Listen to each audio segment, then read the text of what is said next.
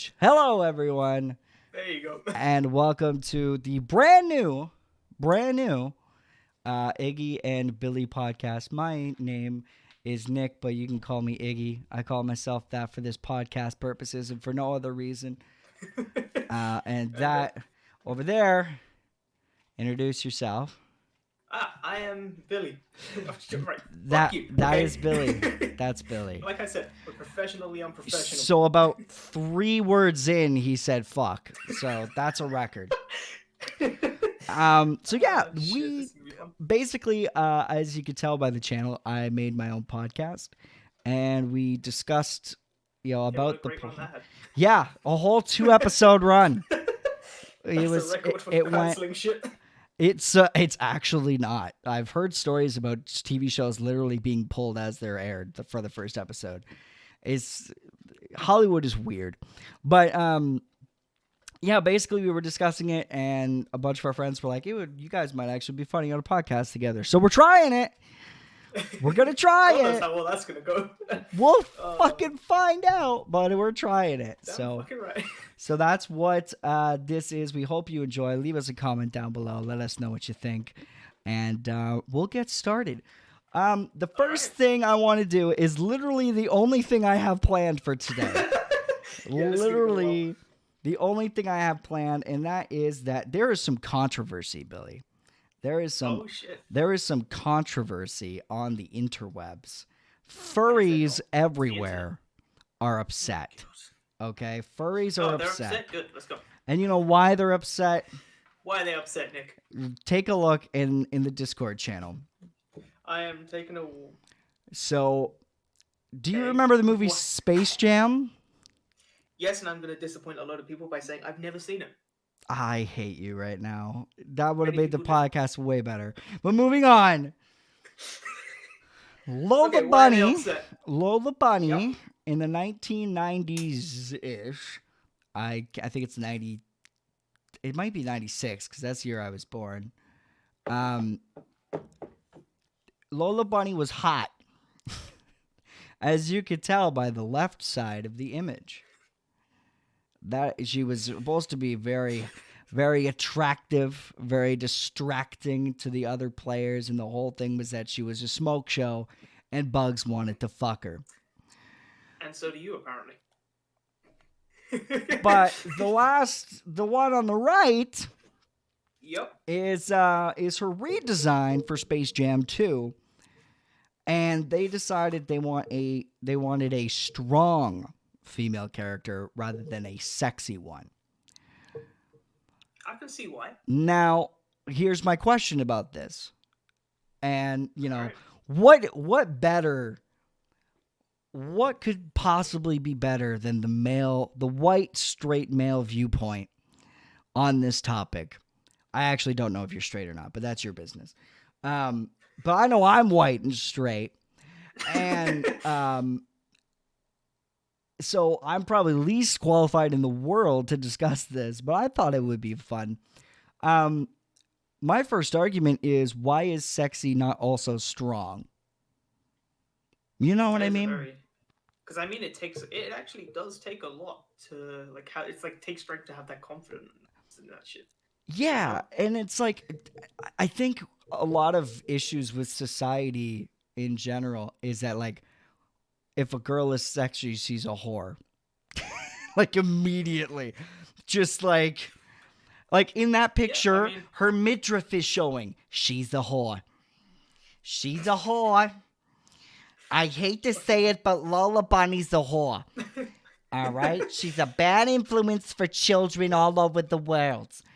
And it's I mean, look how you turned out.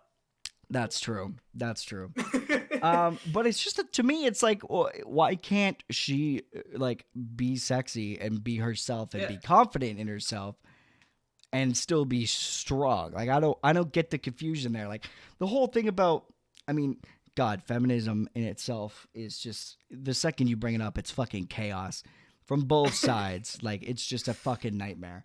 But, like, the only thing that pisses me off is, like, a lot of the feminist conversation is like, you bring up the word feminism and then you just get like a fucking, and it's like, just like a load of shit. And I'm sitting there like, listen, man, I understand people are like, some people are assholes, and that's just the way it's gonna be. But like, can we not agree on this at least, that women are not treated the same and that they should be treated the same? Like, but immediately you bring up feminism and you're just like, oh God, shut up. And it's like, why? Why would I shut up? Like, I don't get it. I'm so confused. Like, separate the people and the bad shit from the cause. I feel like that's another problem we have right now, because like there's so much shit about Antifa and fucking, yeah, that's the world we're living in right now. It. Fire and flames. But no, it's frustrating because it's the same thing with the Black Lives Matter movement, with Antifa. When I look at an organization, I go, what do you stand for? Well, we stand for this. Okay, I agree with you then, because this is what you stand for. Yeah. And then, your actions, some of the actions may be horrific. There was that Black Lives Matter protester that shot and killed a cop in Dallas in like 2017. That's horrific. Does that mean the movement is bullshit now? No. No. Just people. It's like the movement's good, but people do take it too far. Same thing with Antifa. Antifa in itself is anti-fascism. Guess what? I also hate Nazis.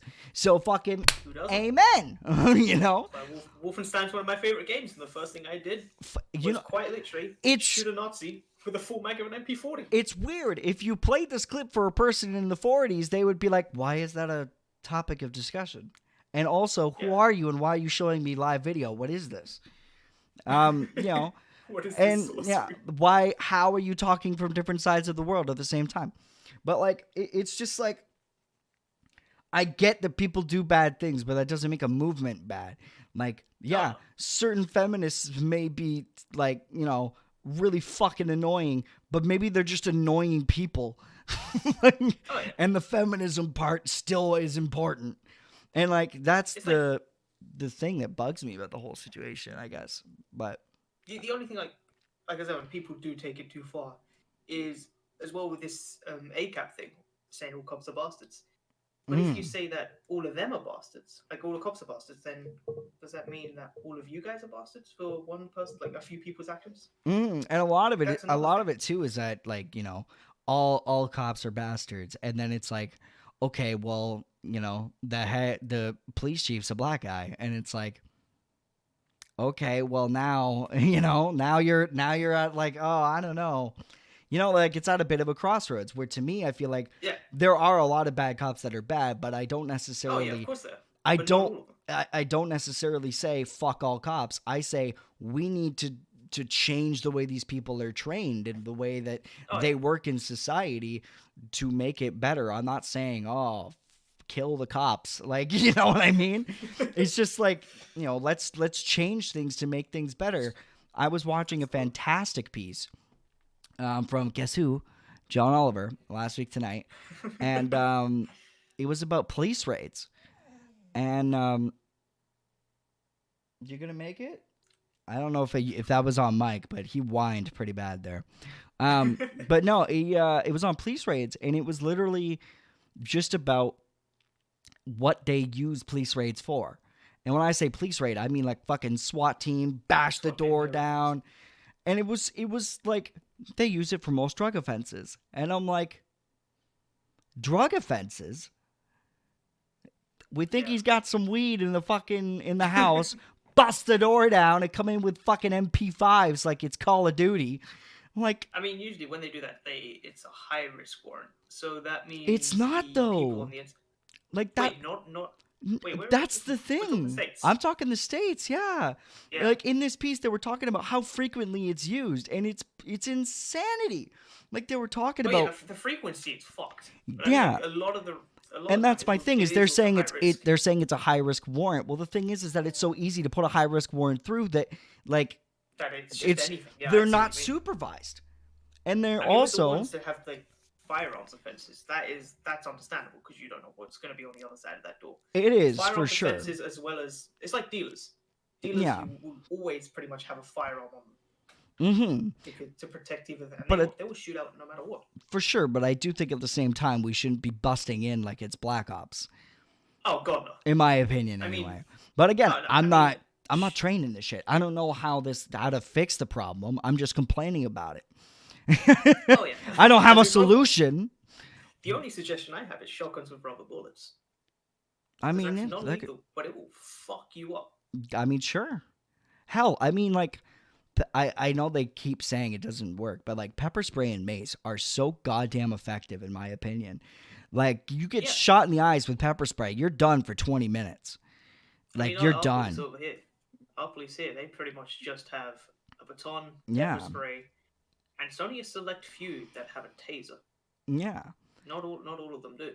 And I mean where I am in London, I've seen fucking had a guy come in. I actually had someone. But we had the Prime Minister stay in my hospital when he contracted COVID. Mm-hmm. As I was meant to deliver some blood to another patient. Mm-hmm. I didn't know about this, but we couldn't go in the wing that he was staying in. Yeah. Because there were guards outside. Of course, yeah. I wasn't told this. So I was just doing my job like normal. Police officer goes, "What are you doing?" And then rests his hands on his fucking gun. Mm-hmm. Let's just say I'm glad my trousers were dark at that point. Yeah. I was going to say, yeah. But I mean, at that point, like, you can see I'm trying to do my fucking job. There's no point in putting your hand straight on your gun. Mm-hmm. Doors take about 5 seconds to open anyway. Well, see, though, that's the one thing I do like, and I feel like a lot of the fucked up things I saw at protests were the fact that the police were walking down the street with rifles pointed at people, and you're just sitting there like, yeah, the military. The military is literally trained, do not point a gun at someone unless you intend to kill. Yeah. And the police are walking around aiming these things at people. And I'm like, put it the fuck away. Like, yeah, you have it. At least that's enough. At least in your story, he just had it. He just put it on his hand. So you knew, like, hey, this is a warning, buddy. And I think that's fine. I think I think he did the right thing in your case. But if he pulls it out, then it's just like, whoa, what the fuck is happening here? And you cannot tell me that bringing a shitload of guns into a situation does not escalate said situation. Oh, like, it escalates a shit ton. And that's the part that bugs me the most is like, they're like, oh, it's for protection. Bullshit. You're making things worse. Worse. You just are. And like the other thing that, there were some horrific stories in there that I won't get into. But the one thing that I think, oh my God, I had it. What was it? Shit. It was just the fact. Yeah, I lost my train of thought bad. It was like they showed multiple examples of them just doing it to the wrong house. Yeah. My favorite example, it was fucking pathetic. It was they bust in, the poor woman's naked.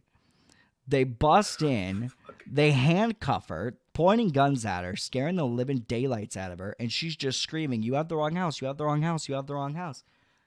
And, you know, just screaming her head off. And the cop, literally, as she's explaining this, he's like checking her ID and shit. And he's literally like, "Can you please calm down?"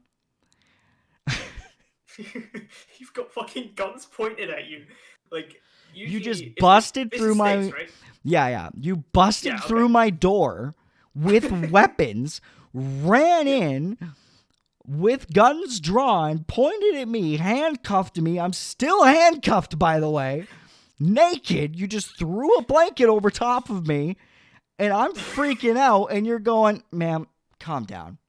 Like, that was shocking to see. I could not believe that. But, like, it's just a matter to me where it's like, man, you're just escalating shit. And in general, I think the police in the States, from what I have seen, and I will say from what I have seen, they just have a fascination with army men, honestly. Decked out with rifles and tanks, and there was a great, again, they have APCs. I keep forgetting about that. Why do they have that? Why? If you're in a city, I kind of get it. I still don't really get it, but I kind of get it. But, like, there are towns that have this shit. Yeah, like small towns. And you're like, Fucking hell. there was a great clip again from John Oliver. Something tells me you have an obsession. I do. It's a problem. But he had a bit on police militarization, and there was a part where they had this massive ass tank, and two like high off their fucking rockers guys are driving past it, and they're like, "Fucking whoa, that's just crazy." And then one of them thinks for a minute and just goes, "Fuck, is our city that bad?" Like, no. The answer was no. It's not actually. It's not that bad, I promise you. Like, the only situation that's, like, necessary, maybe, is if, like, Modern Warfare 2 happens and the Russians just start invading. Like, besides that, you'll probably be fine without the tank, guys. Yeah. Like, I mean, it's just, it's so confusing. It reminds me of the video. I mean, this is on a lighter note, but it was the army just taking a tank in the UK down the road to a petrol station to fill her up. And to me, that's just fucking hilarious. I like that. Like, can you imagine being like the cashier at the fucking petrol station? Yeah, just like looking out the window, there's a fucking tank just filling up. Yeah, I'd be at the front. How much would that cost though? That's another good question. I'd love to be the manager, just walk up and I just look at the cashier, and the cashier's like, and you're like, "What's wrong?" And they're just like, "Holy fuck! Okay, wow, Yeah, you treat him nice."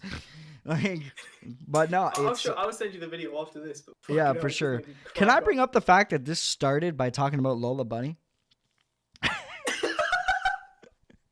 We're talking about a cartoon rabbit. And now we're on fucking Holy tanks. fuck. And fucking Black Lives Matter protesters. Well, maybe we all could bounce it off each other. I don't know.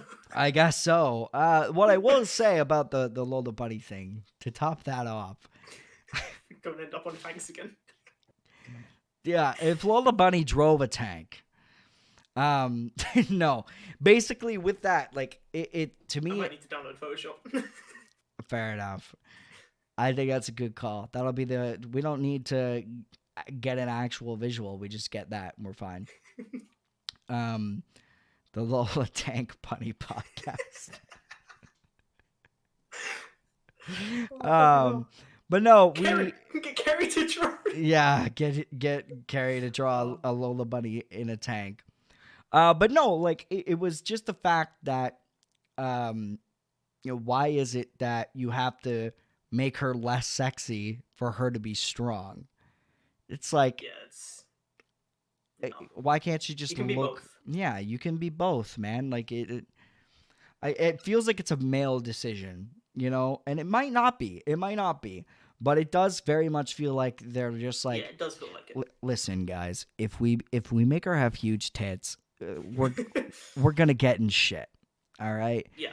We don't want to get in shit. We want this movie to sell. Tone down on the sex appeal, would you? I mean, that bit I kind of, like, very loosely kind of understand. I understand. I understand what they're doing. I understand what they're doing. But it's just a matter of, don't say, well, we went for a stronger look. You know what I mean? It's like they're trying to be like, we're trying to make her less of a whore. We're trying to make her like look like she has a 9-to-5 job. Like, you could I just say I've still got it open on my phone. Yeah. And Caitlin's just said that rabbit has been responsible for so many furries. Yes, genuinely, that is absolutely factual. Did she actually say that? That's hilarious. Yeah, she said that. That's hilarious. This fucking rabbit is responsible for so many furries. Well, and the thing too. Nick's one of them. No, I'm not a furry. I'm not a furry. I did want to fuck that rabbit, but like, okay. So someone's gonna take that out of context. Don't. So there's a few things about that I'm really curious of. What is a furry? Genuinely, like, what is a furry? Is a furry somebody, and like they've talked about this on the Game Grumps all the time, because there's a joke that's gone around that Dan's a furry, and Dan's basically like, what is a furry? And I honestly don't know either. Is it a matter of liking cartoon characters? Because I like animal cartoon characters. I think they're cool. I don't think it's that. I mean, I believe it is the. You know, when you see one of those people on the internet with like the fur, like the wolf kind of looking avatar kind of things. It's like dressing up and but you have that kind of personality. my only thing with that, right, is like, you know, oh, do you want to fuck a cartoon character? Well, it's like, even if I do, I can't. Right? Yeah. So, like, I'm not going to actually fuck a cartoon character, obviously, because I can't do that. But then I may have a sexual attraction to them.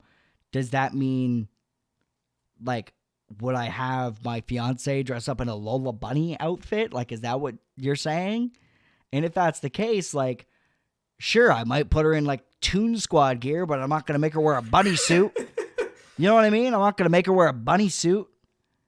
And if I did put her in a bunny suit and then we had sexual relations, is that where the furry thing is? Is it being into the concept of fucking animals? And if that case, why not just call it bestiality? Like, I'm confused. If it's people wearing like costumes, then I still think it's weird. But I've always been like, listen, as long as you're not hurting anybody, do your own thing. It's weird, but do your own thing. Yeah, like, listen. It's weird to us because obviously we are definitely not into that shit. Yeah, and I do know people that are, but like I've never asked those kinds of questions. It's just a matter of where it's like, you know, because I do have sexual attraction to that fucking Lola Bunny character because I was like, damn, girl, that's a hot bunny. Like, that's a hot bunny. I didn't have any, you know, it was like what's the word? The sexual awakening kind of thing. You know what I mean? I know what you mean. Yeah. Did you have one growing up? Not really. Not that I can remember at this moment in time. Okay, here's a question in general then. This is just a life question. Did you have like a long period of time where you just like, you know, were not into girls at all? And what I mean by that is like, did you have that whole like ew cuties thing at all or no? No, I didn't. You see, I didn't either. I find that interesting. I didn't either because like right out the gate I was like, kindergarten, bam, I got a crush on somebody. Let's get it. Like, I immediately had a crush. I still remember the name. I won't say it. To protect her. I think she's actually she actually got in a lot of shit with that. So, you know, hope she's doing all right. Kind of. It's complicated. We're not getting into it. I don't want you to for her safety. Let's just say so much is gonna come around. Let's just say it went out with a bang. And that's not the context you think it is. I promise you. Are you sure? Yes, I will tell you after the show. Okay. But it's not what you think it is when I say that. I mean, you couldn't have used a better phrasing right there. I couldn't think of one that wasn't like just, hey, this happened. Yeah, that's fine. So yeah. That was funny. I don't know how she's doing it. I have to check Facebook. That's how I check up on my old high school people that I knew. I was just like, all right, let's see what they're up to. And they're like, oh, they have a kid now. Neat. I'm still playing Halo, so that's cool. We had okay, that's bringing us into rant number 2. Halo, the Master Chief Collection, can fuck itself. Okay. Fuck itself for the cactus. Can we preface this though? Because like I will say, I've had no issues with the Xbox version. The Xbox version has performed fine. Fine. That was what the PC version can go eat cock. It sucks. So we'll start off with my issues with the Master Chief Collection for PC. God. I just think it doesn't perform well. Oh no! Like that's my only problem. I've had no frame rate issues, and being my first Halo experience on PC, the controls to me, I'm okay with them. Kind of. There are some that are a bit weird. I will say, I'll talk about it later. Go ahead. There's a pro that I can give it, and it's the tab button.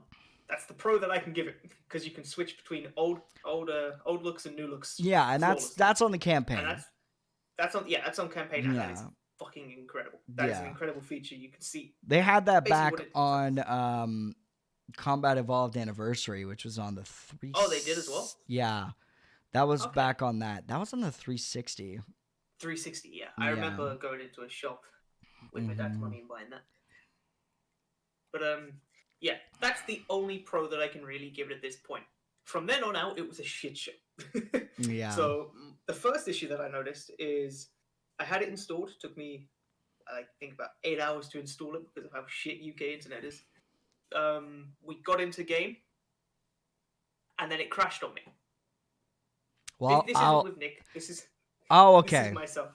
Yeah, this isn't with you. This is before. I think I was trying it out because you said you wanted to play it. It crashed on me, so I was like, okay, I'll wait until tomorrow when me and Nick are playing it.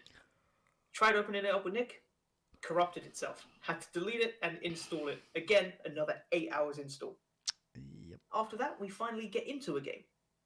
Well, I say that I get into the game, and it's just giving us connection error after connection error.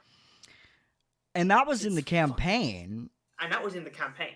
That was just us two playing the campaign. Yeah. Oh, let's not forget to mention the fact that I installed 141 gigabytes without any fucking games attached to it.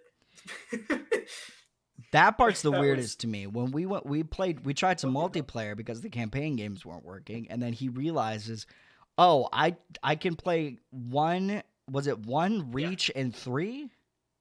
It was at that time.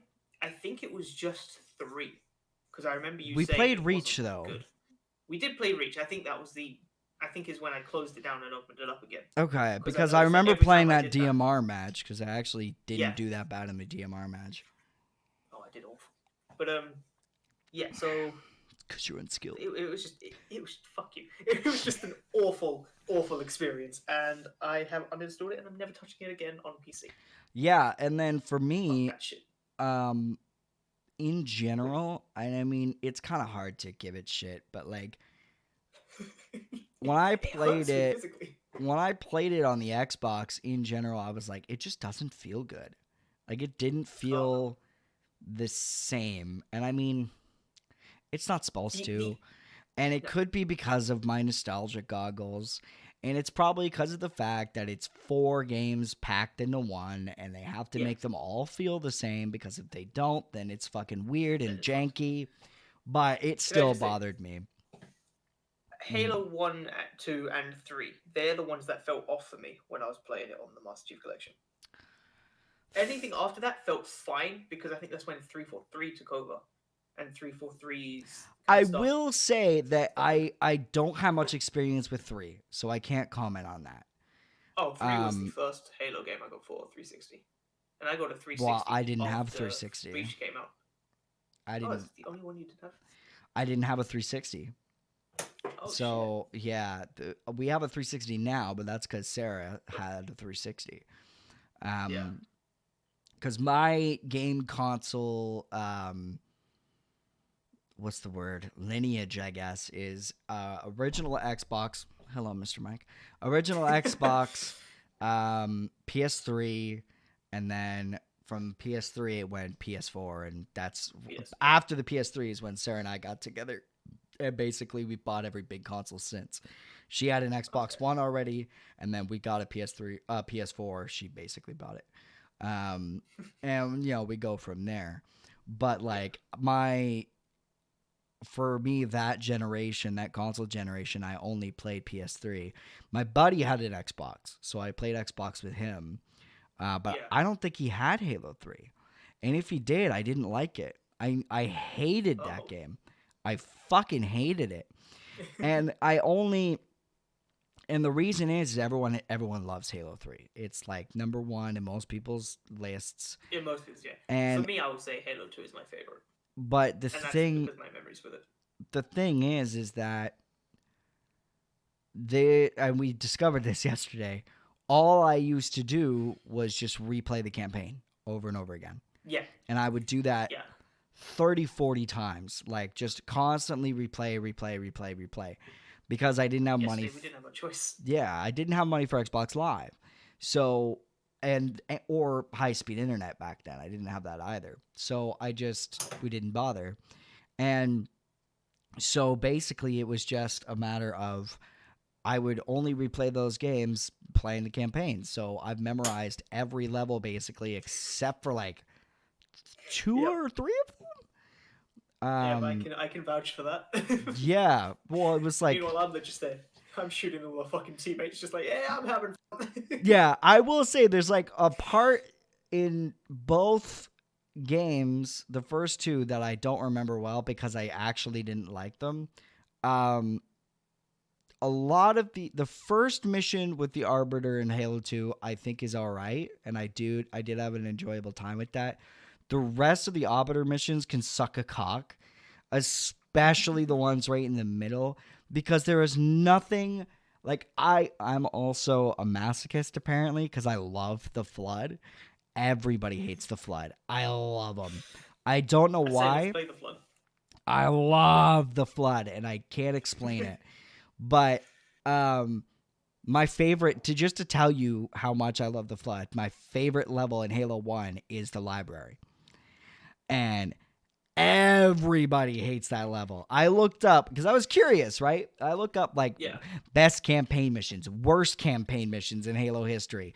Number 1 is almost always the library. It is people's most hated level, and that's my bitch. Like, I love that level. And I don't know why, but I love it. And fucking freak.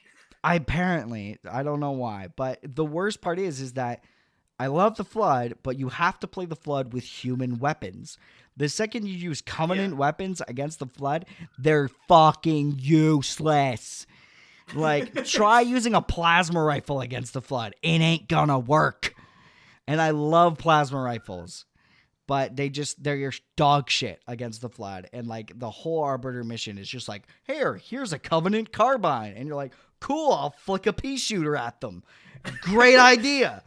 Like, spud gun.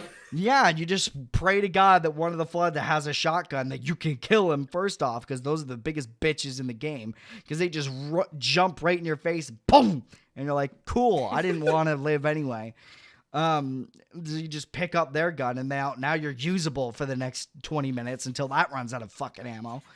But I'll never forgive them. I will never forgive them for taking away my favorite Halo gun and then taking it away from me and then giving it back to me and making it dog shit.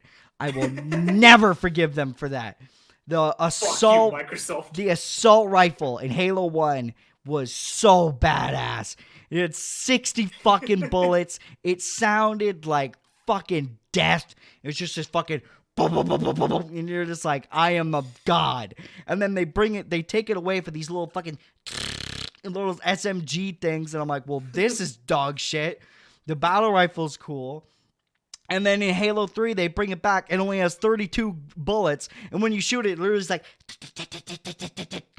and I'm like, this gayest sounding weapon I've ever seen in my life. Are you kidding me? I literally feel like I'm shooting nothing right now. I might as well have air rifle bullets. Like, what is this? I throw it away every time because I was pissed. And they finally, Halo Reach, it was more usable, and they made it sound decent. It had a more like kind of sound to it. I like that deep sounding gun. I don't want to fucking no. Give me a fucking like, that's way better. Something like an M60. Oh, fucking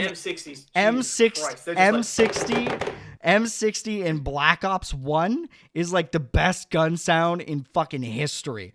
That thing just fucking... Have you ever played Black? I have, back in the day. Yeah, and it was one of those old games that we used to have on Xbox, and I don't know what happened to it, but it's gone. But the M60 in Black Ops 1 was so fucking dope, because that thing just fucking... and it had like a slight sound to it too. It wasn't just like a dun. It had this like sound to it, and it was just like, oh god. Kind of like the ejecting. You know when it ejects the case, it has that little disintegratable thing. Yeah, it kind of like that breaking off. Oh, it sounded so good. Black Ops 1 gun sounds were awesome or awful, depending on which gun. You had that fucking ASP, which was like, psh, psh, psh, psh, and you're like, what is this a weapon? Like, It sounds like a child sneezing. Exactly, yeah. Well, if I sneeze on him, it is called asp, I guess. So it's like asp, asp. That's what it is. Like someone gasping for air. Exactly. But no, like it's oh fuck me. What were we even talking about? I don't remember anymore. What was this conversation? Oh, Halo. It was about Halo. Master Chief, yeah. Yeah, so I will say, like, the one on Xbox is performed fine for me, but PC, it's just... PC is just... I'd rather kill myself and play it again. I was confused when I saw the reviews, and then a friend of ours talked about it, and I was like, oh, they have a point. Like, yeah. I was like, I think they're being too harsh, and then all of a sudden... I was like, yeah, surely it can't be that bad. Yeah, then you had all your problems. Are we talking about the same friend here? Yeah.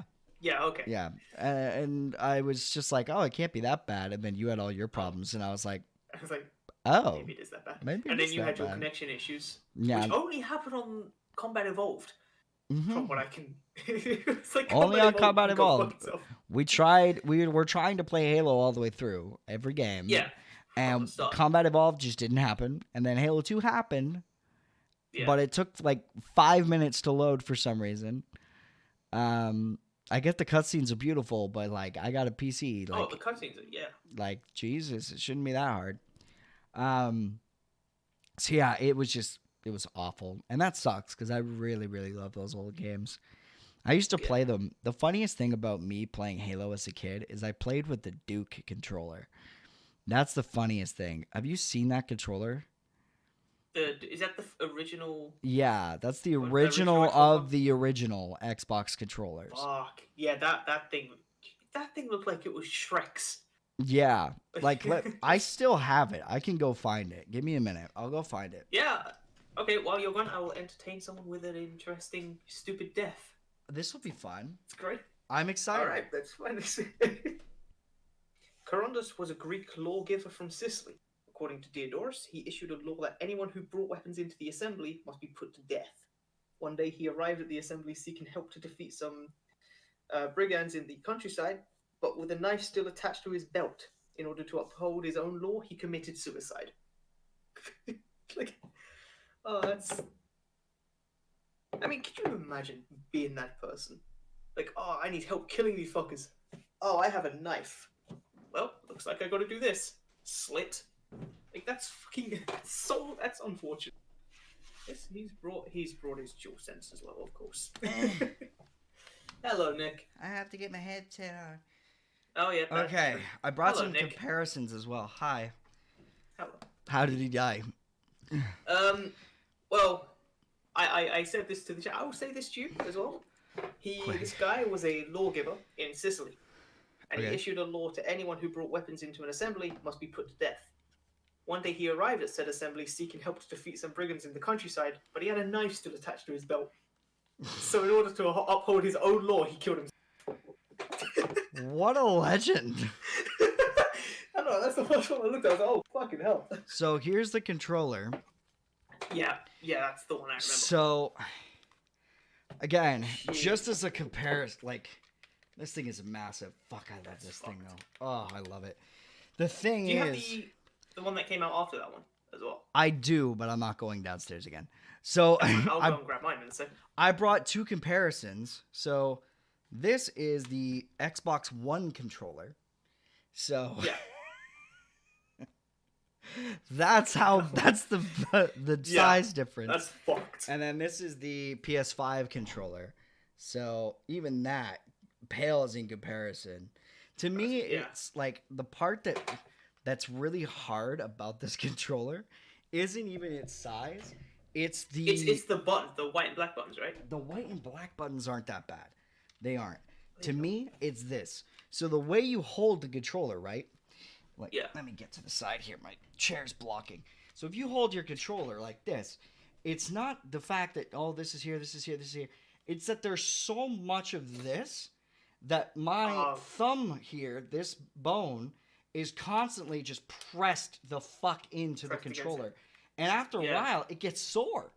Because I'm just doing this all the time and fucking, I'm pressed in so hard just trying to play that, like, it hurts the side. Fucking hell. But that's still my favorite controller of all time for some reason, because I'm just a stubborn ass. Probably, yeah, I was gonna say probably nostalgia reasons. Yeah, I said to Sarah, I said, I'm not going to play Halo with Billy until I buy. At our local pawn shop, they literally sell these controllers with a PC hookup.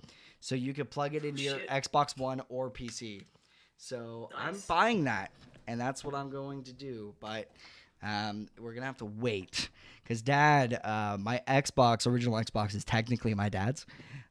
So he's going to be taking it back. Whenever the hell he can actually come down. And so when that happens, I have to buy a new one, which is whatever. They're not fucking pricey. It's an original Xbox. It's just finding one that's in working order that's going to be... Well, it's not that hard either. Pawn shops, like, the thing is a lot of people like, hey, it's a pawn shop.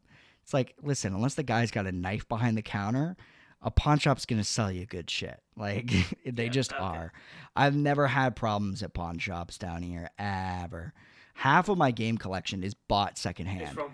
It's just from local pawn shops. Because, like, I've always hated the fucking stigma. Ew, you buying a pawn shop. Yeah.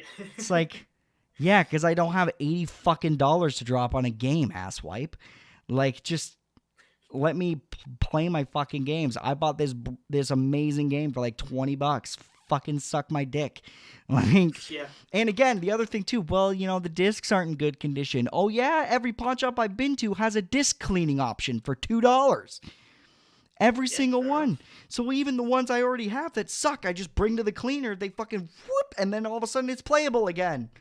So fuck you, bud. Like, what do you want about? Like, it just bothers me every time. I had a guy I knew in high school that was like that.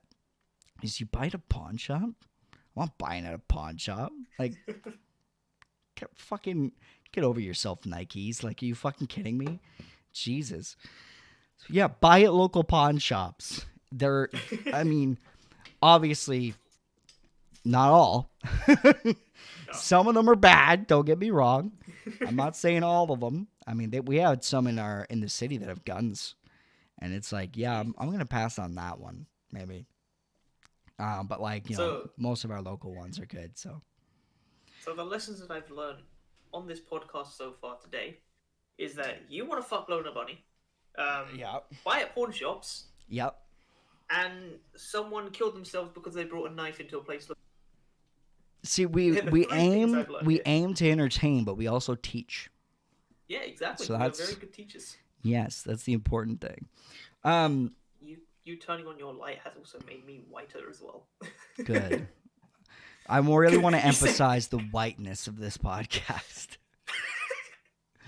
Because, you know, what would we be without... Where would we be as a society without white power, honestly? Probably a lot better off.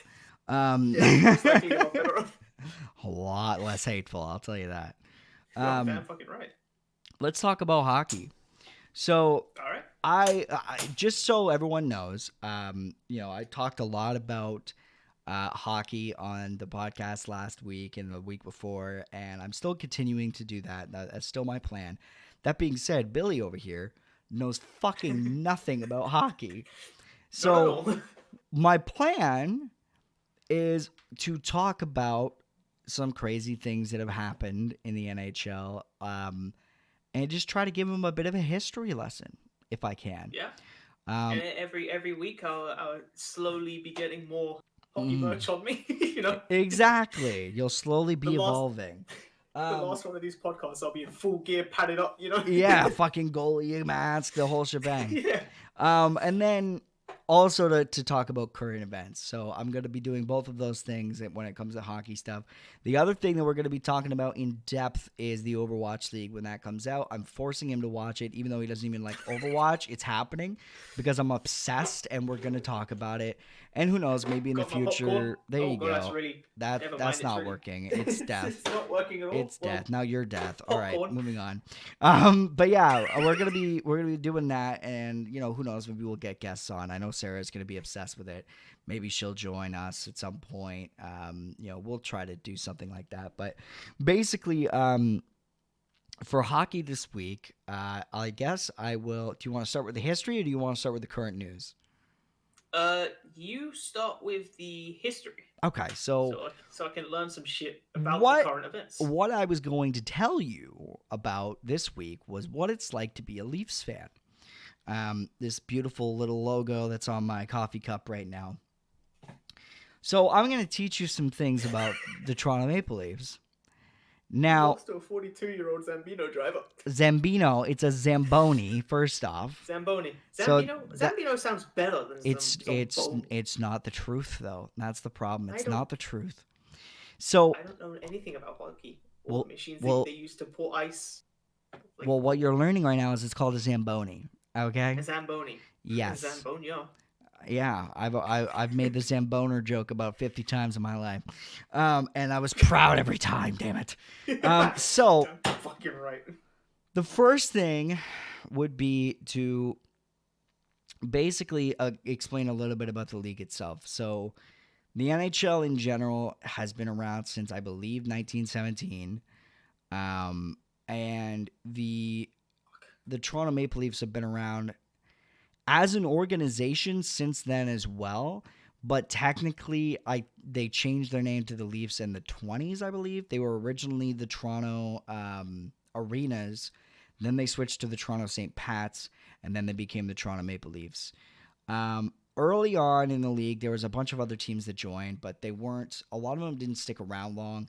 You had the Ottawa Senators, who are a team today, but they basically left the league in around the 30s and then came back to the league in the 90s. So Jesus, there was a lot of teams, the Philadelphia Quakers, Montreal Maroons, a bunch of random teams that came and went. But basically, for a long period of time, till about 1967, they had 6 teams, and that was it. And they are called the Original Six because they're the only 6 that made it through and are still in the league today. Yeah. So you have the Chicago Blackhawks, you have the Toronto Maple Leafs, Montreal Canadiens, I almost said Chicago again, New York Rangers, Boston Bruins. Who's the last one? Chicago Blackhawks, Boston Bruins, Toronto Maple Leafs, Montreal Canadiens. Fuck, who's the 6th? Boston, New York, Montreal, Toronto, and there's 2 more. Boston, New York, Montreal, Toronto. You said 2 names, but you put up some fucking... I put up like 5 fingers, but I've only said 4 names. There's 2 more. I can do this. Detroit Red Wings. Okay. Oh my god. Because the Rangers were dog shit for so fucking long. Are we gonna keep this unedited just so we can watch you struggle? Oh my god, yeah. It's gonna bother me all day if I don't get this right. Montreal, Toronto. Do you want me to look it up? I mean, you can if you want. Montreal. Oh, this is more fun. Chicago, Boston, New York, Detroit. No, I have the 6. Toronto, Montreal, Boston, New York, Chicago, Detroit. I have 6. So you had the 6 and you... Okay, yeah, that's definitely staying on it. No. Moving on. So those are the original 6. Now, here's the thing. So again, I said 1967. In 1967, they had what is called aggressive expansion. The league basically went from, I think, 6 to around like 20 teams, something crazy like that. Jeez. They just added a shitload of teams. They had the Blues, Philadelphia Flyers, fucking a bunch of teams that are still in the league today. The thing is that, again, you have 6 teams, and you still have the Stanley Cup. That is our trophy. That is our fucking Danse Macabre. That is our trophy. I don't know if that's the right metaphor, but I don't care. So, you know, in the early years, you only really had 6 teams that could win. Well, the Toronto Maple Leafs had what is basically referred to as a sports dynasty, right? You know what that is? In the 60s. So, yeah. Basically meaning they had a bunch of championships with the same kind of guys. But they won a bunch of years in a row. They did really well in the 60s, and the last time they won was 1967.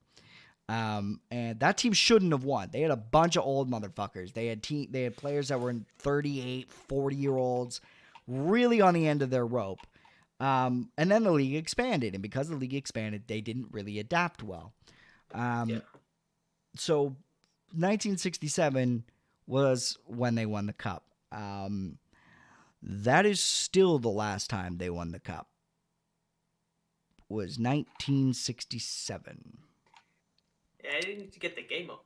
So my dad was born in 1969. So they haven't won a cup that my dad's been alive for. Fucking hell. Now it gets worse. So they were dog shit in the 70s. They were dog shit in the 80s. Not even getting close to the playoffs, let alone a championship. In the 90s, they had a 2-year run that they almost made it to the Stanley Cup Finals. Wayne Gretzky kind of fucked them over. It's a long story. But basically, most Toronto Maple Leaf fans refer to 1993 as the closest we've ever gotten. Then I'm born in 96, so I missed that era. I missed Doug Gilmour, Wendell Clark, these fanatics, and their huge players, Dave Ellett, fucking Felix Potvin, the whole shebang. Then the 2000s hit, and we're still really good. We have Matt Sundin, Swedish legend. Fucking love the man. He's like 6'4", bald as fuck. Jesus. And just a beast. I loved him so much. You've got Cujo, and then you had Eddie Belfour, and all this. So when I was a kid growing up, we were a good team. You know, we had a lot of great players. There you go. Look at that. So to give context here, let me look at all these logos. Because again, as I said, the Toronto Arenas, then to the Toronto St. Pat's, then you have the Toronto Maple Leafs. That logo, I think to the top right, was the last logo. Yeah, that logo to the top right there. This one. No, that's the top left. Wait. Well, not that to one make there. this the left for me. Yeah. Okay, that's the left for you. So that one was the last logo they won a cup after. So the other two logos, they have not. I grew up with the logo on the bottom right. And I'm glad they got rid of it because it's fucking terrible. Wait, yeah, this one. That's the Harold Ballard. No, the other one. Yeah, that way. Yeah, that's the Harold Ballard years. And I could talk about Harold. That logo. Yeah, it's terrible. I could talk about Harold Ballard all day long because he's a psycho. And it's a good thing he's dead because he's fucking awful. Fucking hell, Nick. Oh, he is a piece of shit, honestly. He was such an awful man. Can I just take this real quick to throw it back to podcast Iggy Pod 1, where he was like, oh, I don't usually wish people dead. But Richard Ramirez, yeah, he could die. And then come on. Oh, it's a good thing he's dead. Yeah. So you're saying that he's on the same level as Richard Ramirez? Okay, yeah, fair enough. I might be going too far. But basically, so again, when I was growing up as a kid, we were a good team. I was used to the playoffs. It was a meme that basically they beat the Ottawa Senators in the first round and lost to Philly in the second round. I think it happened in back-to-back years. That was in 2004. 2004 was the last year that the Leafs won a round in the playoffs.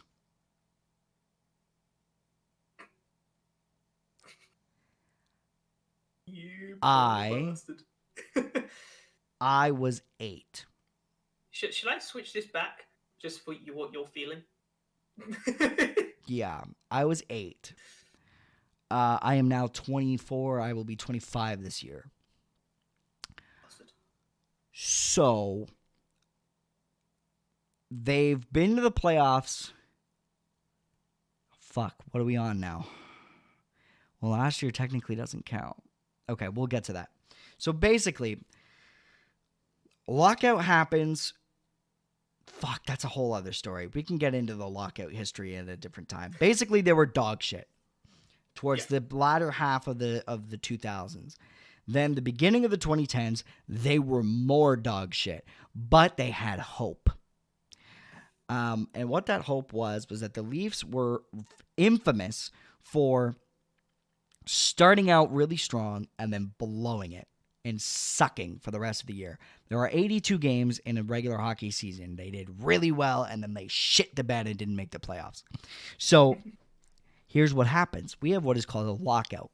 What a lockout basically is, I don't know if you know, the owners of the teams and the players didn't get along. They could not reach a collective bargaining agreement. Basically, the union of the players and the union of the owners didn't agree. They couldn't pick stuff, so they had a lockout. The lockout lasted half the year. So what happened was, midway through the year, they reach an agreement. Bam, the season's back on. 48 games. Let's fucking go, boys. So what happens in 48 games? The Leafs don't have time to blow it, is what happens. So they make the playoffs in 2013. For the first time since I was 8 years old. I am now in high school. And they have to play against the Boston Bruins. The Boston Bruins are just awful. They've been better since. I mean, they were a really good team. They had won a cup literally 2 years before. But they're assholes. They hit hard. They're dirty. They'll spear you in the dick. Like, they're just fucking pricks. And basically, the Leafs were not good. They shouldn't have made the playoffs, but again, they didn't have time to fail. They had what is called a high, what's the word, PDO? Yeah, they had a high PDO, which is a hockey analytics, basically meaning that they should be losing these games, but they're not. They have a really, really good, everything analytically shows they should be losing. They're getting incredible puck luck. They had a stupid high shooting percentage. Yeah. They have an incredibly high shooting percentage. They're basically getting 20 shots a game, but like 3 of them are going in when they definitely shouldn't. The norm for hockey is like 30 shots a game, and they're getting like 20. Meanwhile, the other team is getting like 40 shots on them. James Reimer is standing on his fucking head as the goalie, and they're getting lucky. They shouldn't be making the playoffs. So they go in. Every analytical person is going, this team is bad. Don't expect much. And every Leafs fan is going, woo! Fuck you guys. We're awesome. And like, you went so loud right there. No, I actually was kind of quiet. Okay. I was surprising, but yeah, they. No, I mean it was dead silent. There was no noise. Okay, it shouldn't have been dead silent, but yeah, they basically were just.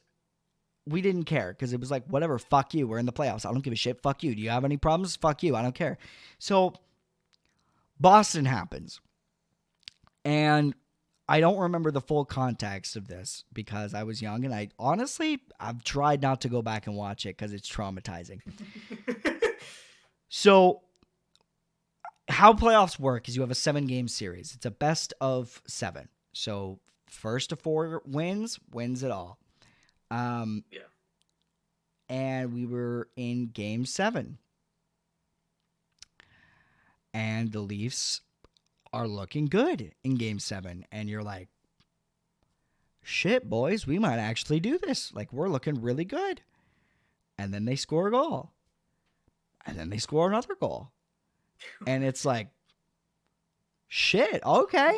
All right. What is going on? Then they score another one, and you're like, God damn. Okay. Eventually, the Leafs are winning 4-1. And you're like, holy fuck, okay. We got this. Like, oh my God, I'm going to cry. Like, they're going to win. 10 minutes left in the third period. Boston gets a goal. And you're like, Don't do this. Don't give me hope. All I remember is just in the back of my head going, nah, it won't happen. Don't worry about it. It's fine. It's fine. Because again, remember what I said. They always start well and then they shit to bed in the end of the season. So I always went into a regular season having hope and then they let me down. That's what the Toronto Maple Leafs do. And that you'll see that as a pattern. And we go into that now. There's a minute left. And they're still down. They're still up by 2 goals with a minute left in the Jesus. game. And Boston scores again. Oh, fuck. And now you're going, oh, no. Oh, God. Oh, don't let it happen. And then there's a scramble in front of the net, like 10 seconds later, and Boston scores again to tie the game. Fuck. And I remember sitting there on the couch, and I was just numb. I remember my mom was screaming because she was like, oh, you fucking blew it again, you fucking assholes. And I just remember just sitting there just like, Oh. and so it goes to overtime. But like you already know, like they're gonna lose. And what do you know it? They do. They score the final goal in overtime, and Boston wins 5-4. And I just remember sitting there just being like, This is my life now. Why do I like this team? Like, this is horrible.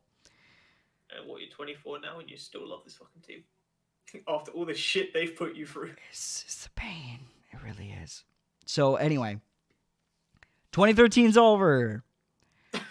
2014, we decide we're a good team. They weren't.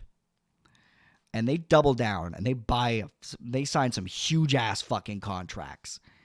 7-year contracts to massive players that aren't worth a damn.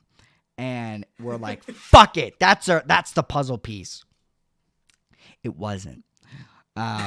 Basically, that player named David Clarkson played about 2 years and never played again because he was too injured and was also dog shit. The only reason we got rid of his contract was because luckily the Toronto Maple Leafs are the most popular team in the NHL, basically. And so they have lots of cash. So there was another team that had a player that was too injured to play as well that signed a contract, but they didn't get insurance on said contract. So because he was so injured, they had to sell him to another team because they couldn't afford the money, basically, to pay for the insurance. So they traded our busted up guy that had insurance on his contract for busted up guy that's never going to play with no insurance. And they were just like, swap. Cool. That guy's contract ended last year. So we were paying for a guy for like 5 years that never played a game for us. So yeah, contracts and all that are just a different story. But basically, 2014, we're dog shit. 2015, we're dog shit. 2016, we are so bad. Or wait, is it 2015? Right, okay. 2015, we are so bad, and we decide, fuck it, we're firing everybody. Everybody. They fired the GM. They fired the coach. They fired 40 scouts. They fired everybody. The guy that refills the ice, get rid of him. What does this guy do? He walks the dogs. He's gone. Like, they fired everybody. And they bring in Lou Lamoriello, who's a different story. I can explain to you about Lou Lamoriello. Basically, if you know what an Italian mob boss looks like, that's what Lou Lamoriello looks like. And he is notorious for being, he's older than shit.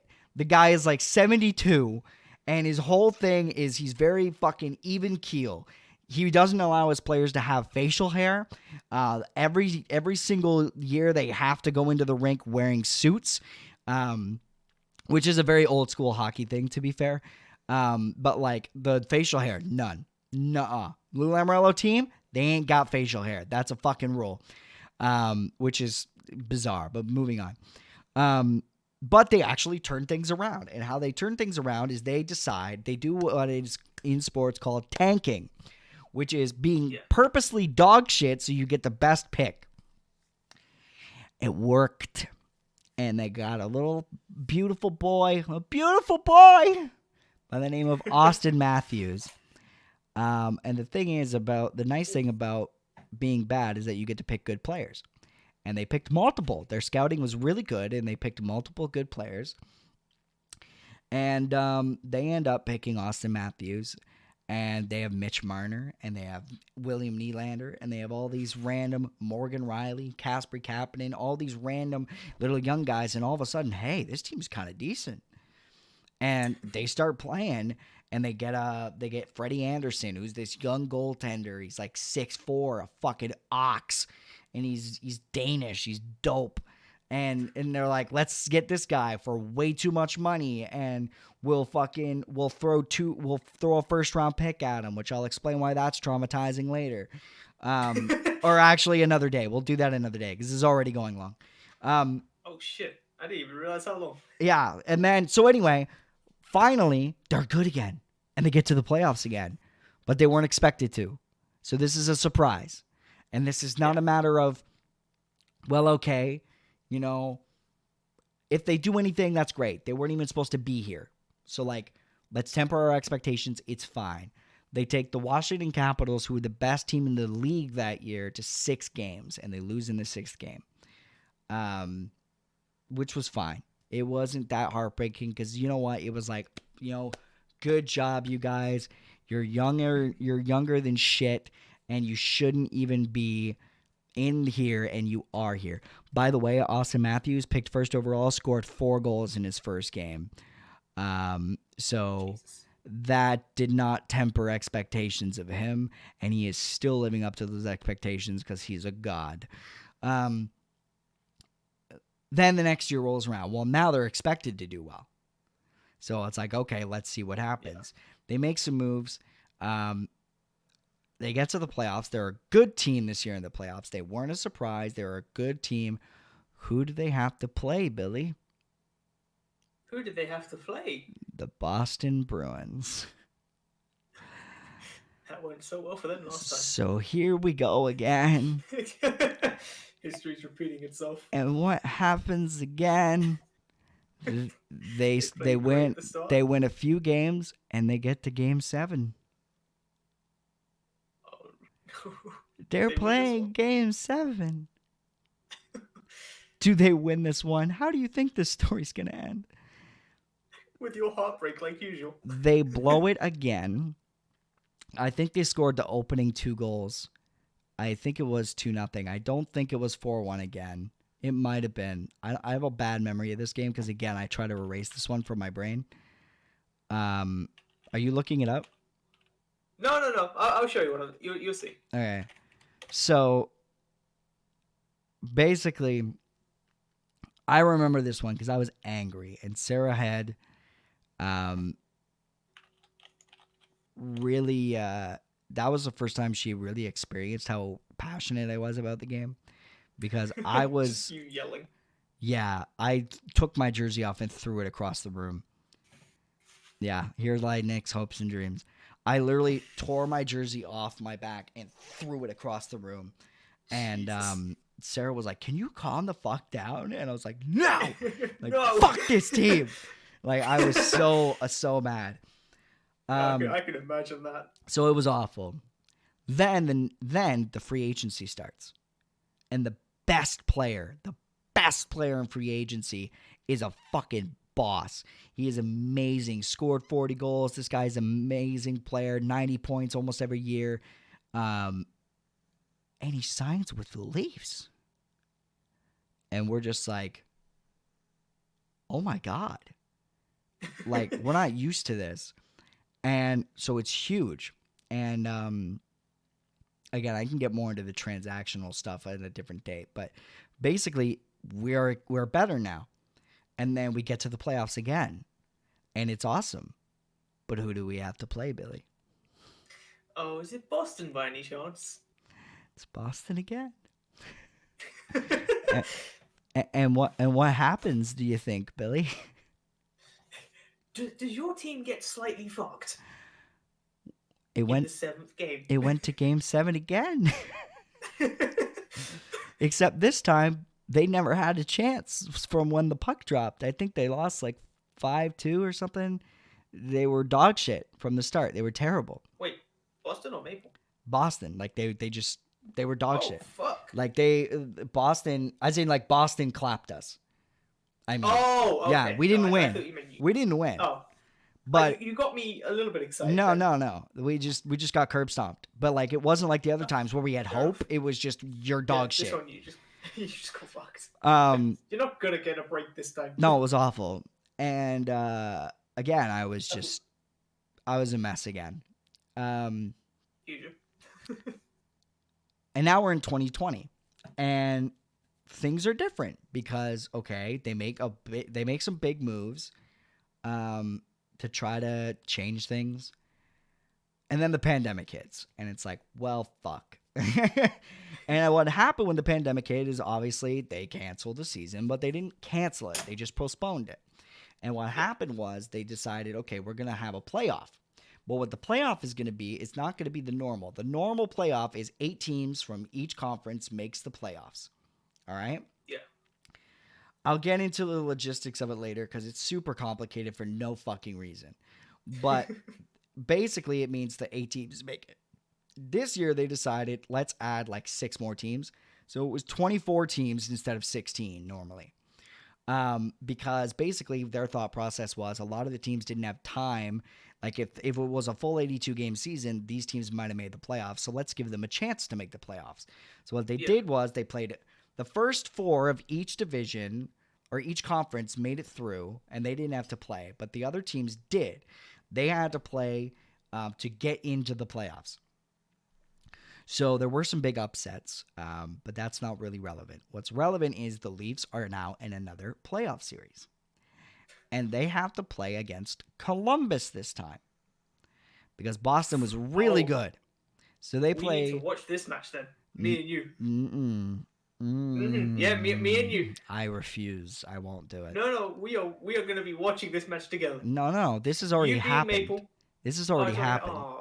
But let me Columbus kick your ass. Let me get to the trauma. So this whole thing starts with the fact that this team has a lot of offense. We have spent millions of dollars.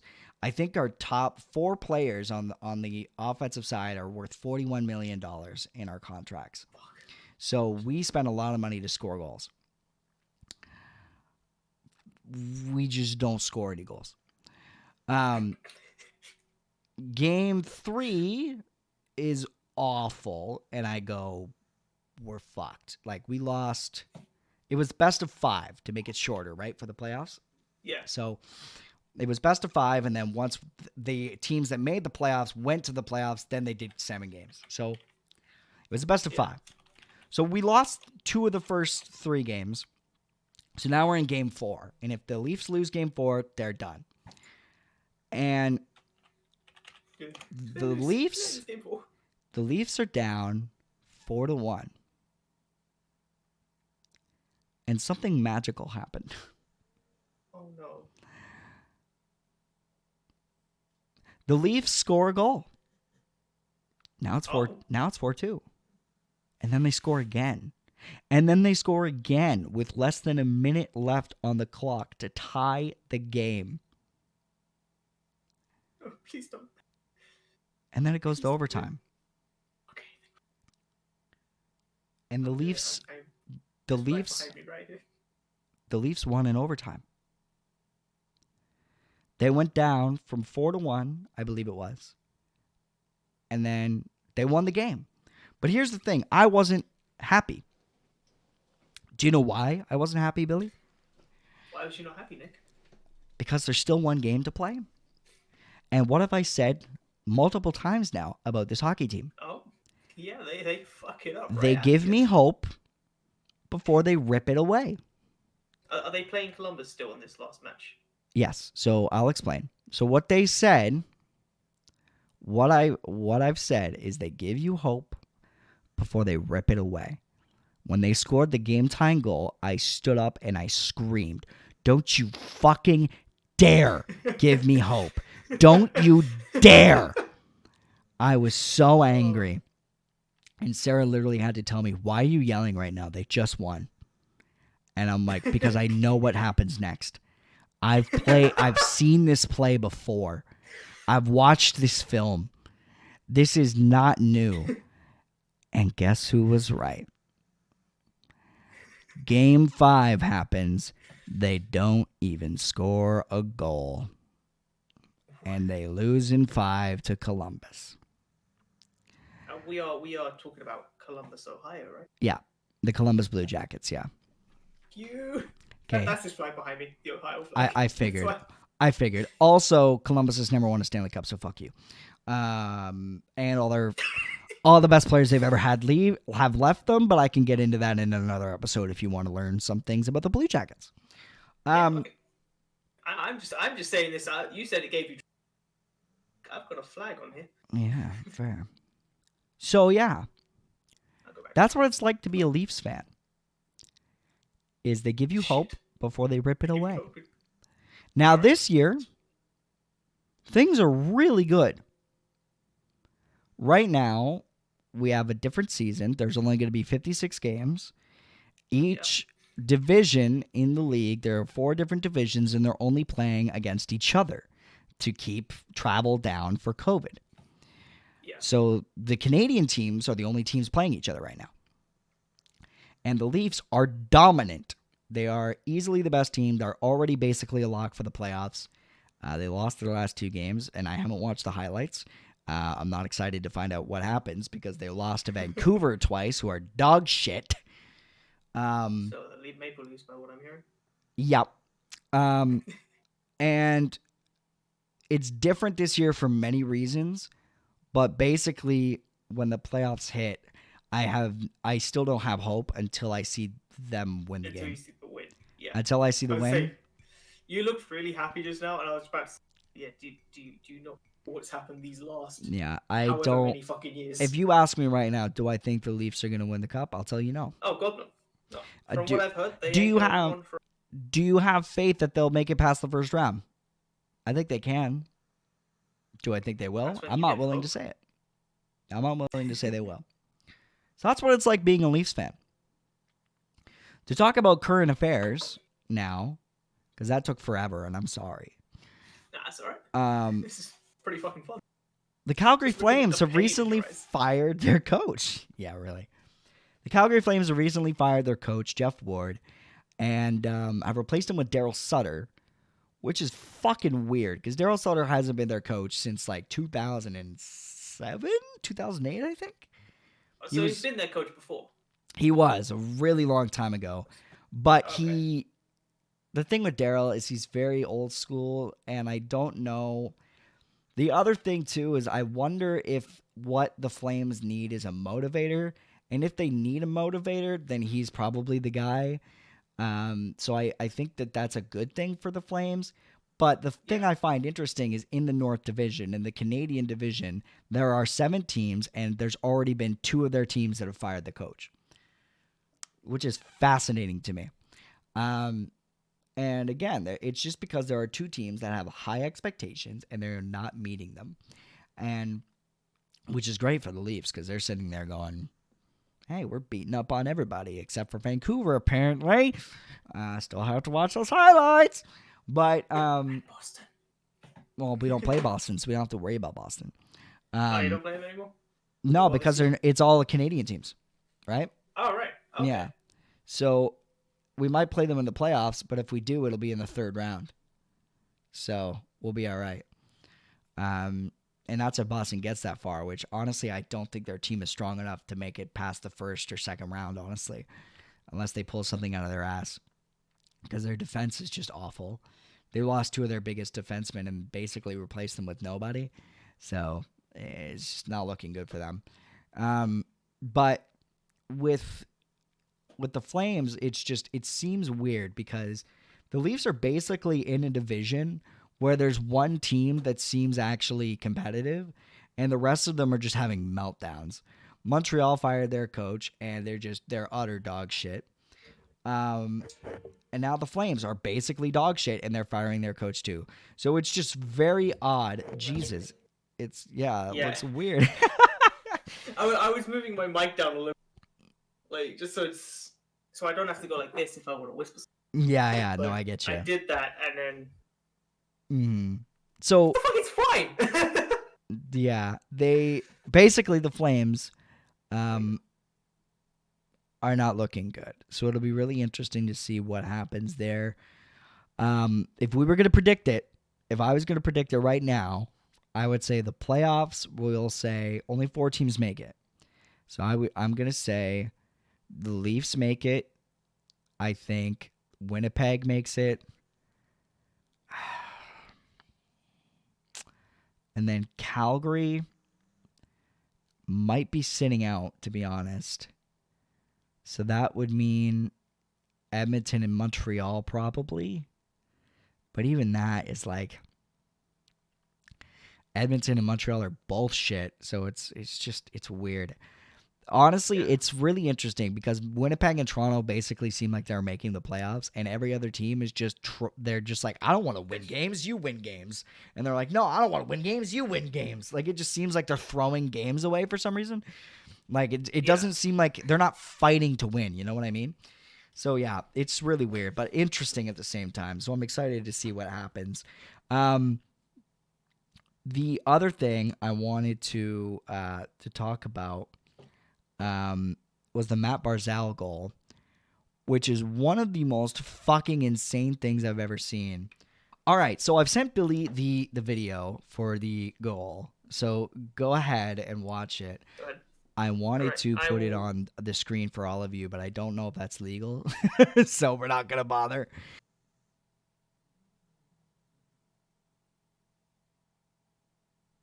What the fuck? It's the same thing every time. He kind of like brings it back and then hits it under his leg. It's the fact that there's so much to it. It's the fact that he fights the guy off. It's the fact that he basically looks like the play is dead and he pulls it between his legs and lifts it. It's just like it's fucking nuts. It's nuts, incredible. Dude. It is incredible. And there's fucking hell. Do you want some extra context on Matt Barzal? Sure. Do we want to get like super in depth about it for like 5 seconds? Yep, let's do it. Okay, quick. Draft stories. So the draft is a fascinating thing. I love the draft. The biggest thing about Matt Barzal is basically 2 teams fucked up massively and did not get that player when they definitely should have gotten that player. Basically, how it works when it comes to the draft, right? You have your picks, and each team is placed. You could trade your draft picks away, so it's not always best is number 1 and then worst is 31st or whatever, right? But basically, what happened is this: Boston, which this is good because this story fucks Boston over, and that makes me happy inside. Boston basically decided to just blow everybody away by trading. I don't remember who they traded, but they basically got 3 first-rounders in a row. So they just went, I think it was like 12th, 13th, and 15th all in a row. And all their picks sucked. I think one of them panned out, and it's Jake DeBrusk is the only player that actually panned out. And he's not amazing, but like I think he's a 40-point player roughly. So he's doing all right for the team, but not as good as anyone. No, and not something that you would want to spend a first-round pick on. Like a first-round pick is like that's supposed to be a player that is in your top 6 forwards. So each team has 12 forwards, 4 lines of 3. And basically your bottom 6 are supposed to be your bangers and crashers. They're supposed to be the guys getting the checks done, all those kinds of stuff. The top 2 guys, the top 2 lines are supposed to be the guys that are playing 20, 30 minutes a night. 30 is extremely rare. It's more likely 20, 22 minutes. And they're basically the main threats to score. So basically they got almost nothing out of this. Meanwhile, Edmonton is the first team with the next pick after those 3. We can get into Edmonton's story at a later time because Edmonton is a complete fucking shit show. But they're also like one of the greatest franchises in NHL history. It's a long story. But they're the next pick. And everybody that I saw on Twitter at the time was basically like, holy shit, the Oilers have a chance to get Matt Barzal here. Like, he's really good. Like, they could do something with this. And everyone was already saying how much Boston fucked up because they didn't use any of their picks to get Matt Barzal, which we now see from the video, and also that he's actually a star. It's not just that he scored a cool goal once. Lots of shit players get cool goals. It's the fact that he's actually their best player on the Islanders, and he's amazing. He's a franchise center. Basically, Edmonton has the next pick. They trade it to the New York Islanders for a guy that played less than 5 games in the NHL. His name was... Instead of getting the good guy. Yeah, his name was Griffin Reinhart. And I think he was a 2012 draft pick. This happens quite often, where basically the young player isn't working out with that team. So another team goes, we can take that player, we can develop him properly and make him not be a bust. He still ended up being a bust. And they traded him. He was awful with the Islanders. He wasn't panning out. And Edmonton was like, we need defensemen. We'll take that guy off your hands. And they missed out on Matt Barzal, who does stuff that you just saw. And he's fucking incredible. I was gonna say, Matt does that kind of shit consistently, right?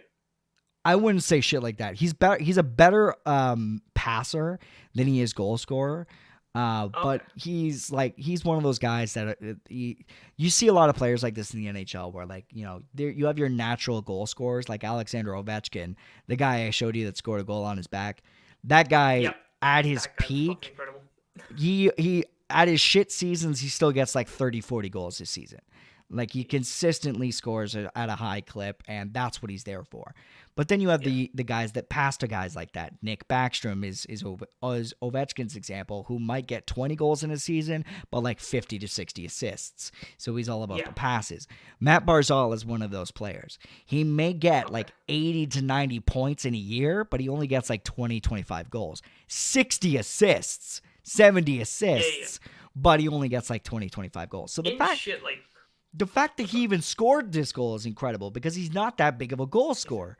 But he's just like, you're just like, oh my fucking God. And it's mostly his speed.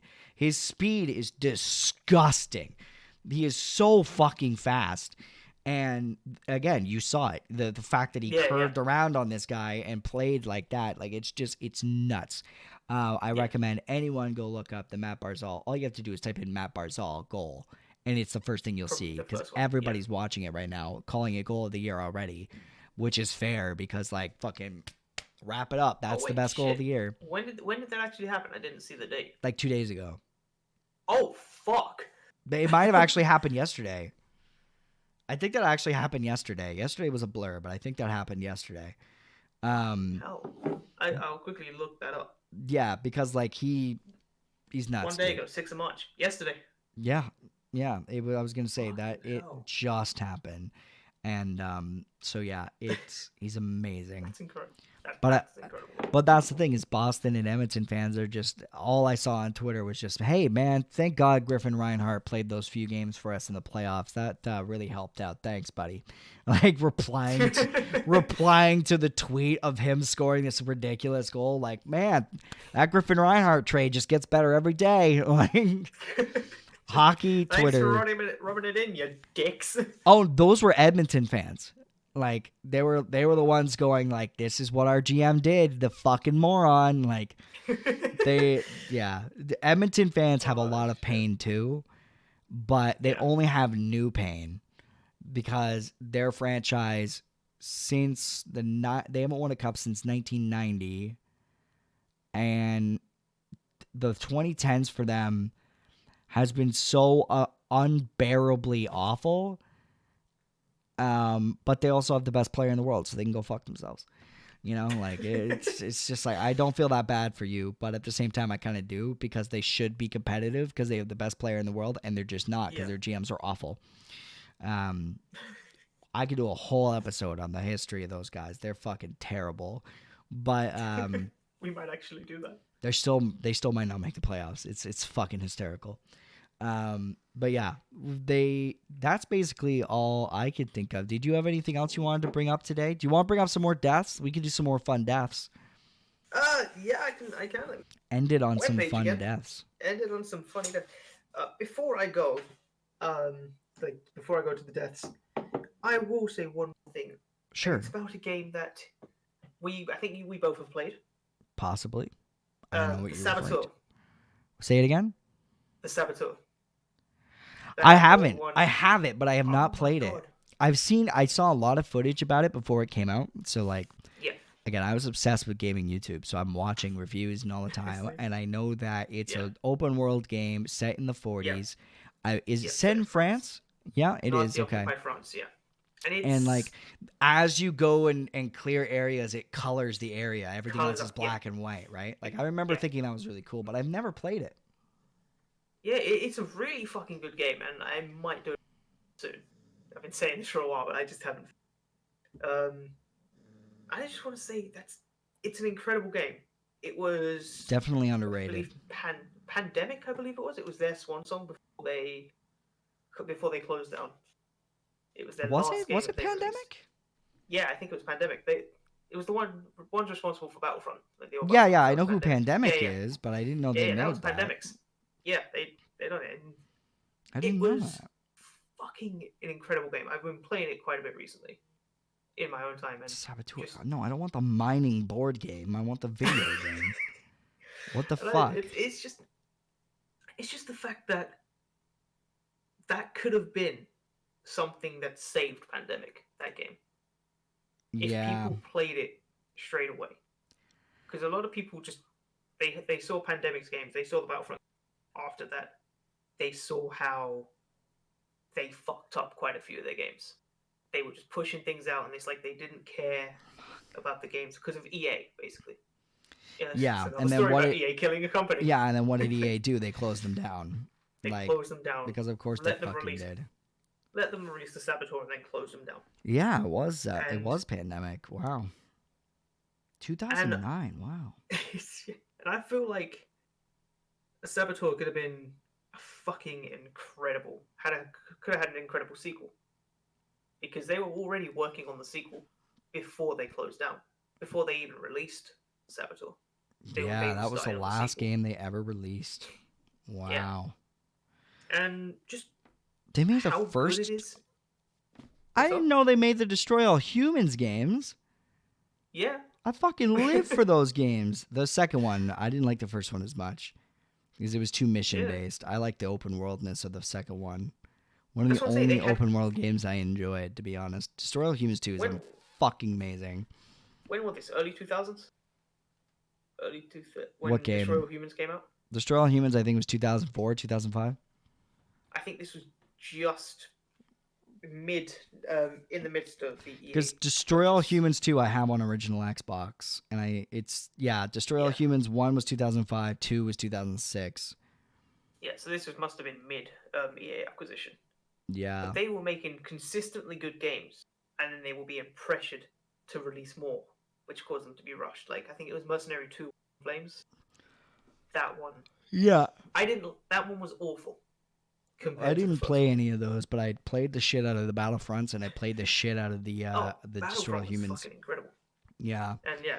And leading back onto Saboteur, mm-hmm. the concept of that, the black and white thing actually only came around because France looks too fucking happy without the black and white screen, and it wouldn't be kind of an appropriate-ish setting for Nazi occupation. You wouldn't be able to tell that with other people, so they done the black and white thing.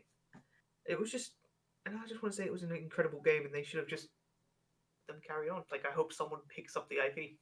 I want to see what they can do with that. For sure. Well, it's EA, so EA'd have to sell it off, which is going to be hard. I mean, EA's killed so many beautiful things. The fucking... Oh, yeah. To me, Dead Space is one of the greatest games I've ever played, and I really wish they brought that back. It's like... I'm not huge on horror games, but like I loved Dead Space. That game was great. And it really did a good job of driving home the atmosphere and feeling of loneliness.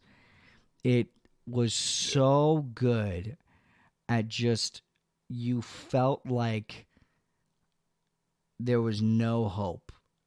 It's weird to say, really? But it's literally, it gives you that feeling of, I'm fucked. And I do have EA Play.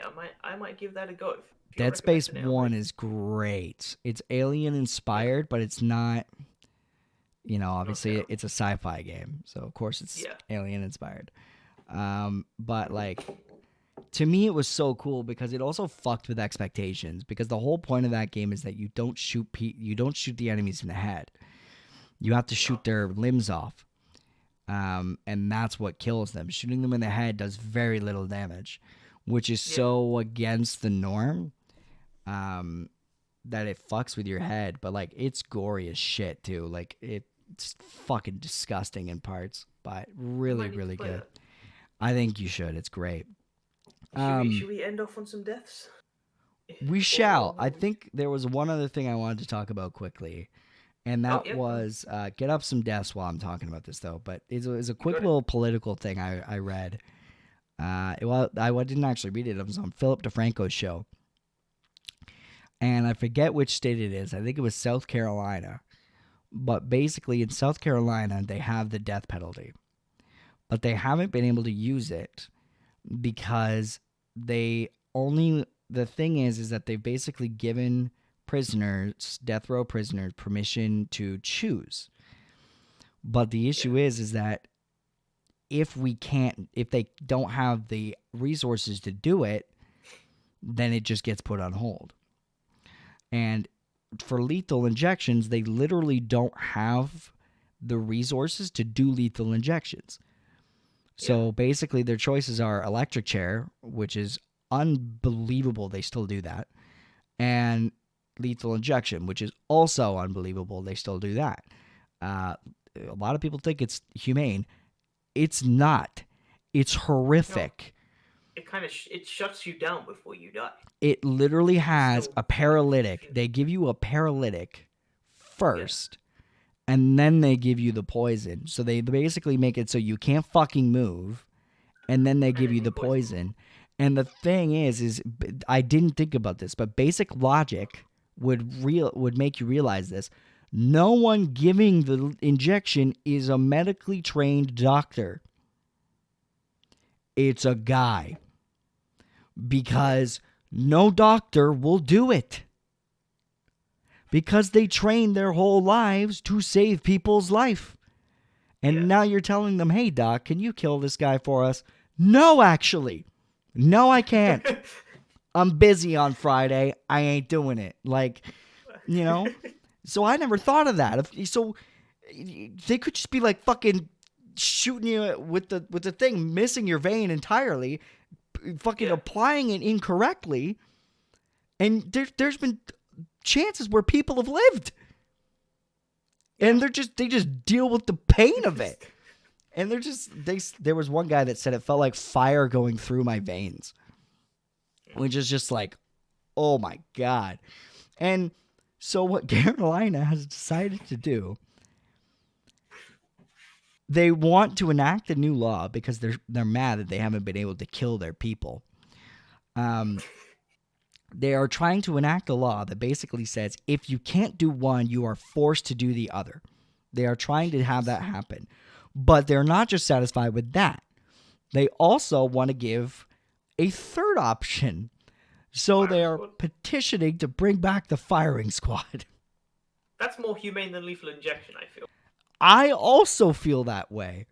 But the thing that's confusing to me, and I didn't think about this, in today's society, I feel like it's a lot different. Back in the day, you would just kill a person, and it would be fine. I mean, maybe I'm just too optimistic, but like, are there really that many people going, I'll kill him. I'll do it. Where's the guys? Where's the guys? Point me in the direction. Can you really get 6 guys to just fucking line up and just fucking blow these guys away? Like, really? I get that it's probably available, but like, you're asking, and who does it? Is it just like the prison guards? You're just getting prison guard Steve, who's here on the weekends? That's how you find out if someone is actually guilty. Your mic cut out. What was that? It's how you find out if someone's... It cut out again! It cut out again when you said it. Yep, sure. Let's go. No, it cut out again when you said it. That's why I was laughing, because I was like, literally right when you said the important thing, it cut again. It's how you find out if someone is actually accused of murder and if they've actually done it. You let the prisoners take the shots? You let the prisoners take the shot. Because if they've killed someone, they won't get the shakes. Well, now you've actually done it. There you go. Lawyers should use that. To be honest, that's more proof than probably they actually used to put these guys away. Yeah, exactly. Which is why, like, I personally, I'm a hateful fuck. I am not against the death penalty, but I think they use it too frequently. I do. No, I feel that.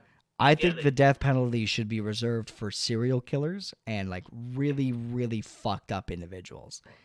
Yeah, you know, like that guy from hockey. Yeah, Harold Ballard.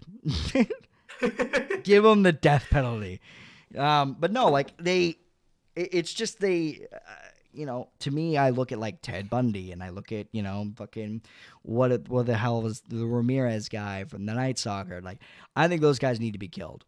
But preferably, I wouldn't mind if it was long and painful for them, because they did some suicide booth. They did some horrific shit. Someone that just killed one person, I don't think they need to go through that, especially if it's like 20 years later. And the thing too, and I think Sarah's very much differing of opinion on this than I am. She's always like, everyone should stay alive. She said something today that I really thought about hard, and it was that the government shouldn't have the decision or not to kill people, because let's be honest, they've gotten it wrong too many times. And that's also a really good point. Yep. You have lots of innocent people that have died, and it's also, she's a bit, I think she goes too far with it. Because I asked her, I was like, would you kill Hitler? And she's like, no. And I was like, you're out of your mind. Like, I was like, I would. Who wouldn't? Apparently her. She wouldn't kill Hitler. She wants him put away. Obviously, she hates what he did. She's not saying that he's a good guy. Like, give him a chance. That's not what she's saying. She's saying she doesn't believe in killing people as punishment. And, you know, good for her. Like, her heart's better than mine. Yep. Like, you know what I mean? But I mean, but, wonderful. I'd kill Hitler. Millions of people. Yeah, no, millions of people. I want to sink a knife into his heart and watch the life slowly drain from his body. Yeah.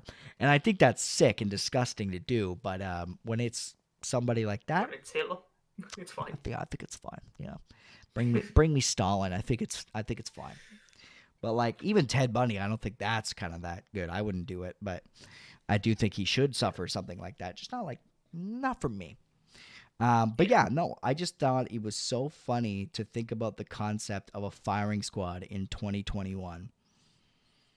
I think that's so funny. The only context that happens is in The Last of Us. Like, it's not a real thing. And just the concept of 6 guys lined up are fire, boom, and just a guy with a fucking sack over his head. Like, it's so weird to think about, but I think honestly it's a better alternative than lethal injection or what they do with that the electric chair. What they do with firing squad as well is they have obviously 6 guys, but they have one person who they're not told who it is, but one person has a blank. Mm-hmm. So they can basically say to themselves, "Okay, my gun had the blank." You know, kind of relieving themselves of that thought, which is why I think they would be all right with finding 6 people. That makes sense, I guess. That's a nice way to make it easier. I think what they might do is they might tell everyone they have a blank. I'm not exactly sure how. Yeah. But I think they told everyone that they had a blank, and the other people had the guns. You know. Yeah, and to be honest, it's America. There's probably people that are like, "I'll shoot him." Yep. I'll do it. America. I'll shoot him. I'll bring my own gun.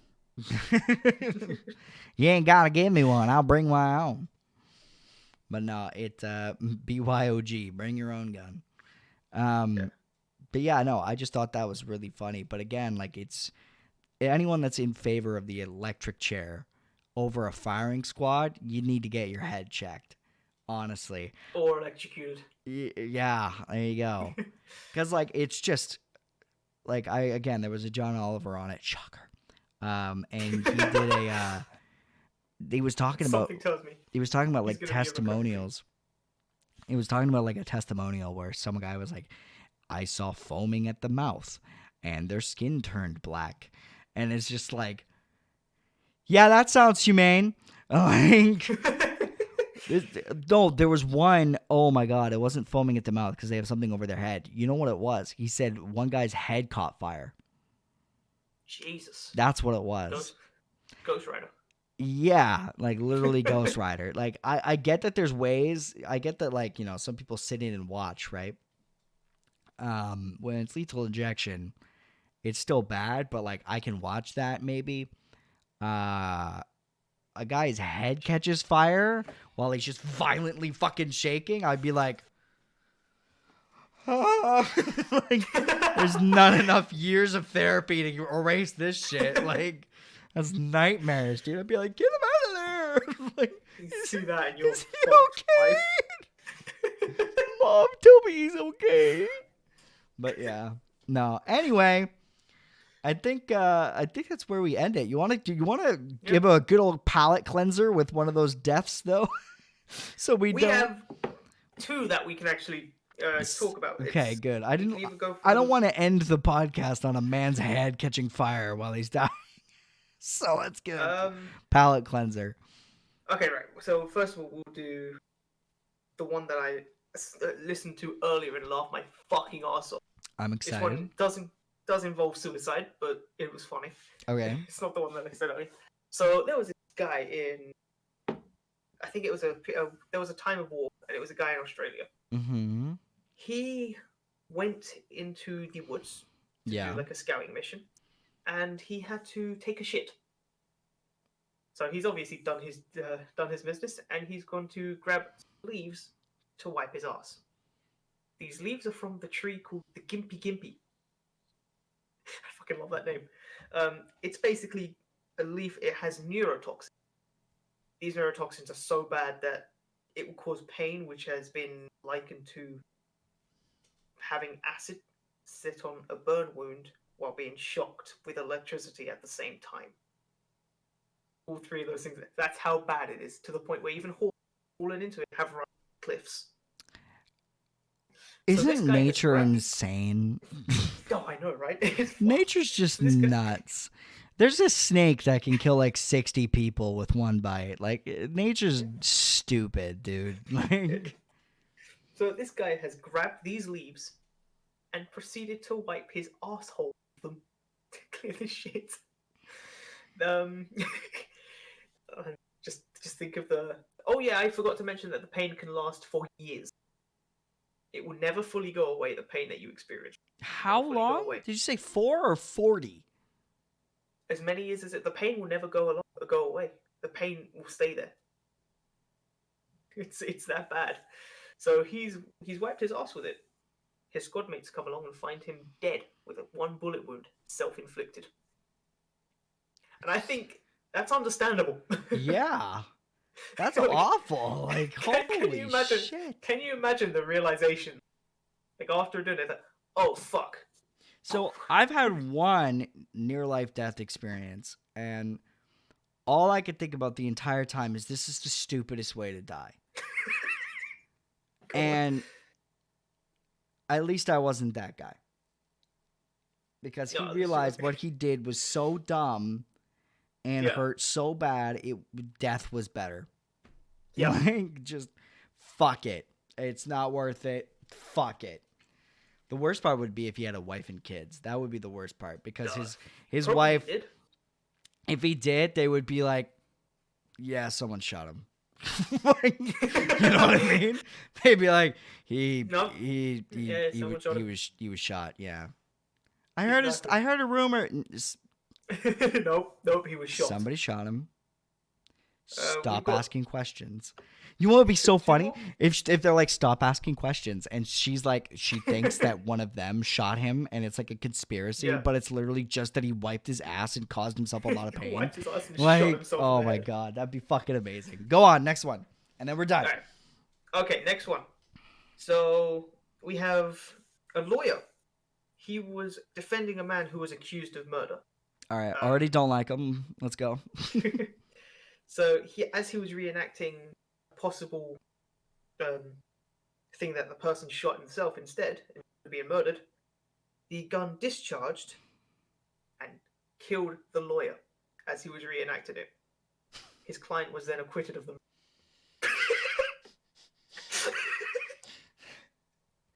I mean, that is a way to get acquitted, right? How was you acquitted? My lawyer shot himself. I'd give you his card if he didn't kill himself. He was really good. He was willing to right? die to get me acquitted. That guy was dedicated. He was dedicated. Dedicated. Oh, there you go. That sucks. Yeah, that's fucking... Can you, I just imagine, like, I don't know about an afterlife or anything, but I just imagine, you know, if it is like the movies where you're just a ghost and you see your own body kind of thing, I just imagine him just being like, oh, for fuck's sakes. Yeah, come on. What are the chances of that? Like, just so upset. Just like, come on. Like, oh, God, that would be fucking amazing. Well, that's going to be it for the first ever Iggy and Billy pod. I'm going to be honest, I don't have a fucking clue when I'm going to get this up because it's way more to edit through than I thought. It's too long. But at least we know we can do it for long periods of time with zero prep, basically. So, literally nothing. So yeah, we're going to try to do one episode a week. I'm trying not to wear myself too thin. Thanks for that, Morty. So Morty saying goodbye. Yeah, basically. So, I'll try to get it up during the week, if not the weekend, and we're going to try to at least do one of these a week. We're recording on Saturdays, so I might try to get it up on Wednesday. It's Sunday. Yeah, today's Sunday. Things happen Saturday. It's fine. So yeah, we'll try to get it up for Wednesday, and you'll get one a week, and you'll be happy with it. If you want more, it might happen someday. We both have very different schedules. He lives literally he lives on the other side of the continent than me. There is a small body of water between us. Yeah, just a small one called the Atlantic Ocean. So, you know, it's fine. But yeah, so we'll try to get one out again on Wednesday, I guess. We'll try to get this one out. But yeah, one a week. Follow us both on Twitter if you'd like. I'm gonna put our Twitters in the description below. I'll put our Snick Twitter up on there. We'll have a bit of an announcement on Snick Twitch soon. I haven't told you yet, but I'll have to. You can't leave me like this, bro. Yeah, so the streaming, you'll at least get to see the stream on Twitch. Go follow that and the whole shebang. Thanks for watching, and we'll see you next week. Yep. Good. Bye. See you next week, guys. Goodbye.